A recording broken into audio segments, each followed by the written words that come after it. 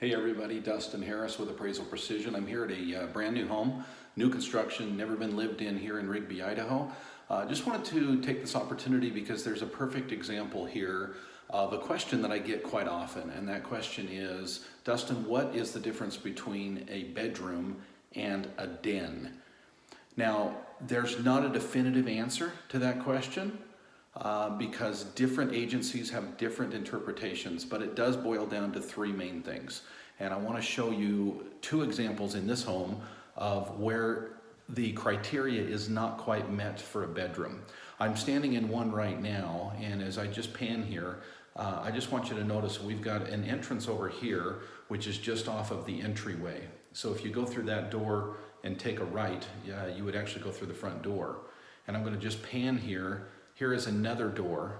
By the way, this is finished. There will not be any hanging doors on those casings. And as I pan here, you'll see there is a window, okay, which we're gonna talk about here in a little bit, but no closet, okay? So a couple things going on here. By the way, this is a pretty significant room. I would say it's about 120 square feet that I'm standing in currently.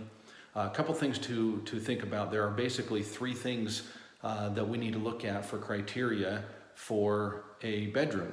It needs to have an egress window. This is definitely a window that someone could exit out of, okay? Not a problem. It needs to have a closet. Yeah, no closet, right? Okay, so that's a problem. And it needs to be significant in size so it can handle a bed and you know, be livable. But a kind of a fourth criteria is functionality. This is a little bit difficult to explain on camera, but basically this means the layout. And if you, for example, have to walk through one room to get to another room, that often indicates a den situation. And in this situation where we have open doors and no privacy, even though you could put doors here and you could probably remedy the situation, okay, this is kind of a room that you would walk through. If you go through this room or this door over here, that would lead you into another hallway, okay? Now, there's another way into that. So again, this room could probably be turned into a bedroom, but remember, it didn't have a closet. And that closet needs to be built in, by the way. Sometimes people will go down to, you know, the local IKEA and they'll put in some type of a temporary structure. But as an appraiser, we're looking at things that are permanently installed as improvements in the property. I'm going to take you downstairs now and show you another room. Remember, the criteria we're looking for are closet, window, big enough, and functionality, okay? And we're just going to walk into this room here. Actually, let me first take you into this room. We're downstairs, okay? And as you can see, this room does have a window. It is an egress window. Basically, an egress window means that a firefighter with a backpack could get in and out of the window. Now, some agencies have particular dimensions that it needs to be. It needs to be so far off the ground, for example, that a little kid could get out.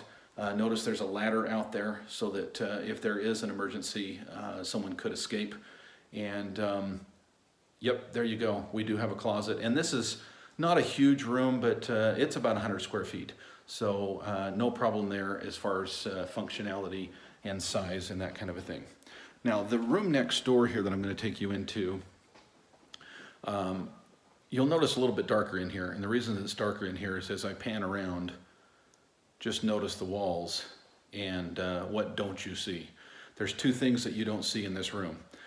There is no egress window, so there's only one way in and one way out. That's a problem.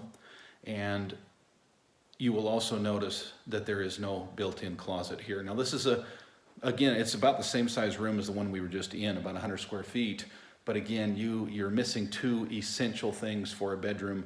You've got to have a closet and you've got to have a egress in and out beyond just the main door. Now that doesn't necessarily have to be a window, it could be another door, but for safety there needs to be a second way to get out of the room. Now, one thing I do want to say before I close up here, and by the way, thank you for joining me today for this important question. It's a question I get a lot, but sometimes an unasked question, but it's kind of hidden in the question of, hey, can I count this as a bedroom? Remember that appraisers, first of all, look at square footage, and second of all, look at a functionality thing. And a lot of times what you run into is once you get to a significant number of bedrooms, 3 or more, a lot of times having a den versus a bedroom doesn't really matter as far as value goes. And in this case, you've got a 6-bedroom home, so having a 7th bedroom is really not going to add any more value to the home. In fact, a lot of people are going to want a den like this that they can do crafts in, or tie flies, or whatever they do in a den. Have a little office space here. It is networked, by the way. You might see down there. It does have the Cat 6 network throughout the house. And so this is a very functional room. As a den, there's really no negative in value to having a den in a house like this. Thank you for joining me for this important question, and really appreciate you being on here and learning more about valuation here in Southeast Idaho, Western Wyoming, and Northern Utah. Have a great day.